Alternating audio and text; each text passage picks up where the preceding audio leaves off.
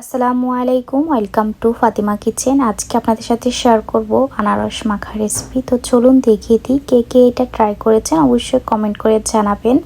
তো আমি আনারসে দুইটা পাশ সুন্দর করে কেটে নিয়েছি। অবশ্যই কাটার আগে আনারসটা ধুয়ে নিতে হবে। তো আমি ধুয়ে নিয়েছিলাম, তারপরে আনারসের উপরে যে খোসাটা সেটা ফেলে নিতেছি, সুন্দর করে ফেলতে হবে, না হলে জিহ্বা চুলকাবে। তারপরে কাটার পরে আমি আবারও এটাকে ধুয়ে নিয়েছি। তো আমি হাফ আনারস এখান থেকে নিয়ে মাখা করব। তো এগুলোকে সুন্দর করে কেটে নিয়েছি আমি। তো আমার সবগুলো কাটা হয়ে গিয়েছে। এখানের মধ্যে এখন আমি লাল মরিচের গুঁড়ো দিয়ে দিব 1 টেবিল চামচ, একটু জাল জাল করব। আর সামান্য একটু লবণ দিয়ে দিব। চিনি দিয়ে দিয়েছি 1 টেবিল চামচ, আর একটা শুকনো মরিচ দিয়ে দিব, যেন ঝালটা একটু বেশি হয়। আনারসটা হালকা একটু টক আছে, সেজন্য এখানে একটু চিনিও অ্যাড করেছি। তো সুন্দর করে আনারসটাকে আমি মেখে নিয়েছি। কেমন লাগলো অবশ্যই কমেন্ট করে জানাবেন।